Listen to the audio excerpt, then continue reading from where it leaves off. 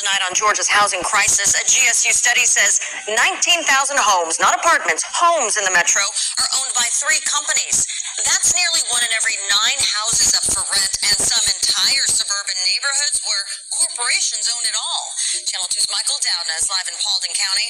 And Michael, this is important because it drives up prices for everyone. Yeah, when you're talking about tens of thousands of homes involved here, well, it can make an impact. Meaning the homes that you see, like this one, that would originally have been a starter home about a decade or so ago, are now for lease. Signs in front yards showing not a home for sale, but for rent. Atlanta has more of these types of properties than the next couple of metro areas combined.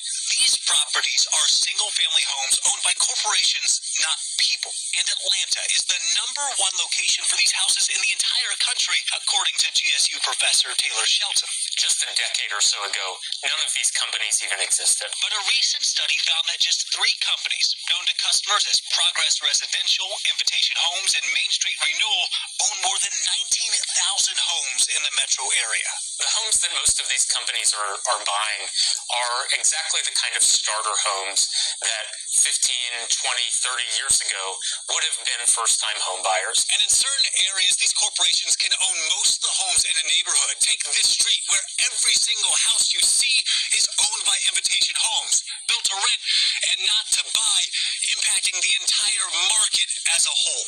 It makes it impossible to find a deal. Jordana Haig says the end result has led to higher prices as corporations have bought up much of the supply of homes, pushing up house prices while also allowing them to control the rent. That's problematic because there should be more competition to keep prices reasonable. But for others like DeMar Madison, these rental homes allow folks to try out home ownership without the full commitment.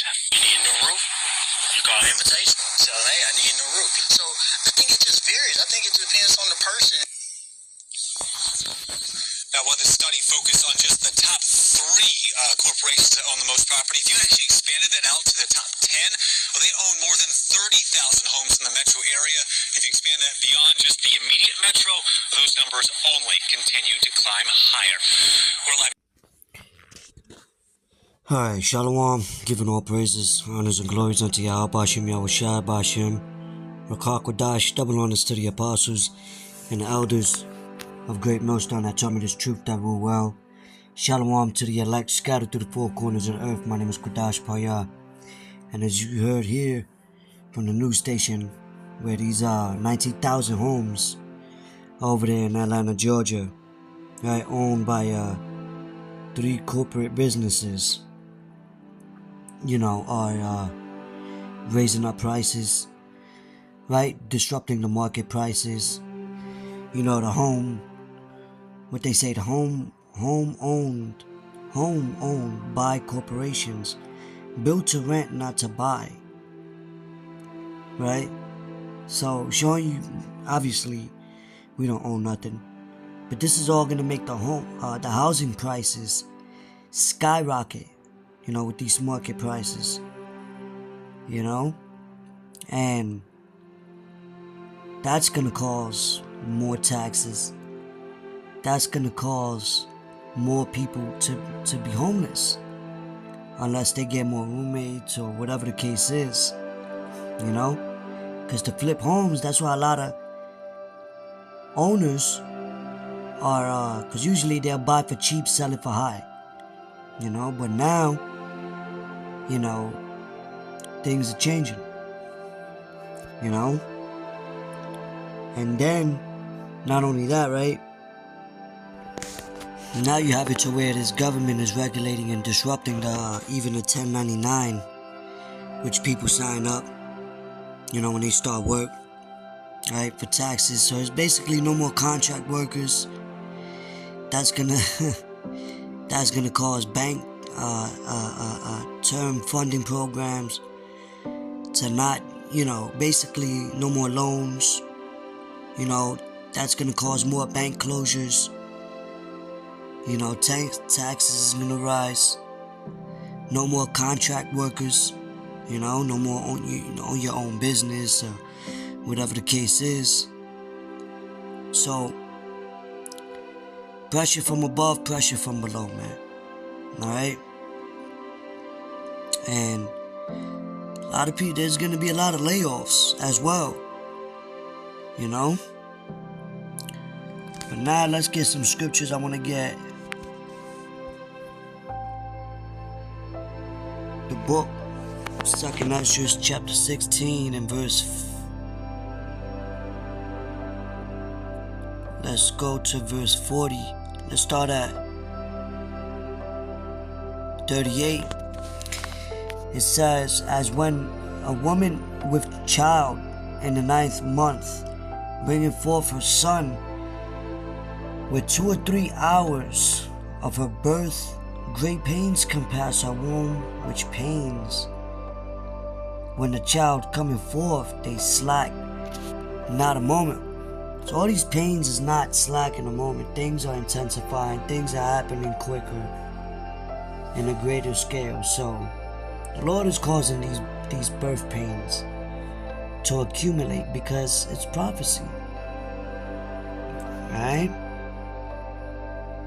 Even so shall not the plagues be slack to come upon the earth, and the world shall mourn, and sorrows shall come upon it on every side.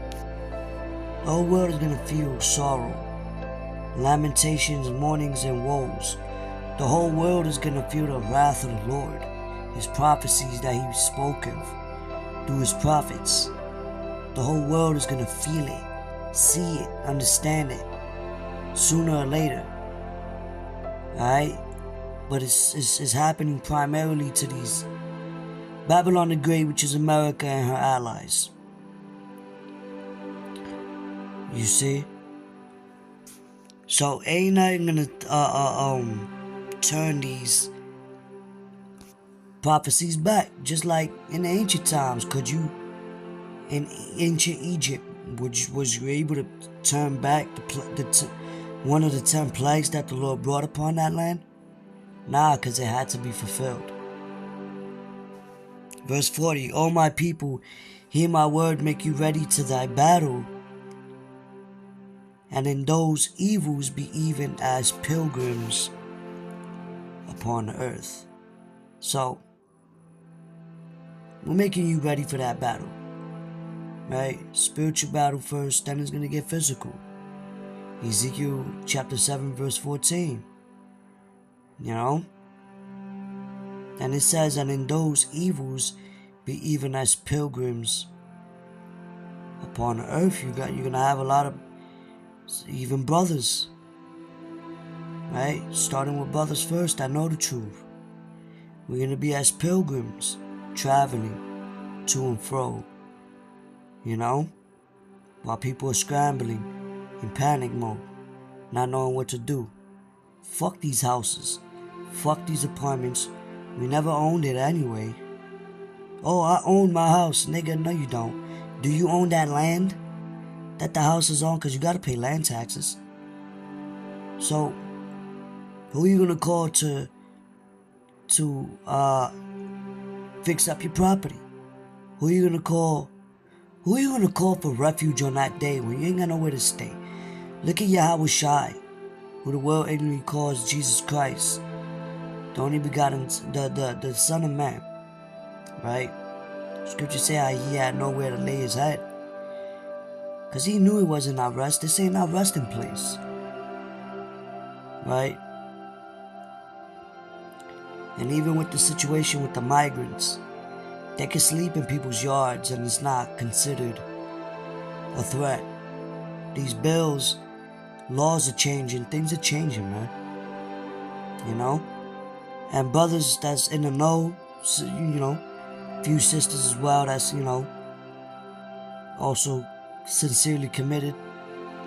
Right? We understand that, you know, we you know, this is not our resting place, but we're going to be on the run.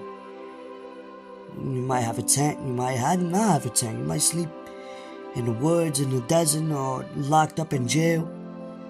Right? Because that's what's coming. You know what I mean? More people are losing jobs.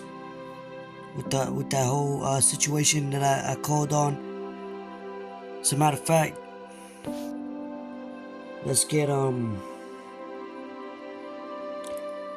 want to get this verse real quick. It's the book of Ecclesiastes chapter 12. I'm gonna start at verse 3. It says, "In the day when the keepers of the house shall tremble, and the strong men shall bow themselves, and the grinders cease because they are few," which is working, right? You know how Jake say, "Oh, I'm grinding, I'm on the grind." Well, it's gonna cease because they are few, right? As the scriptures say, "And those that look out of the windows be darkened, and the doors shall be shut in the streets when the sound of the grinding is low.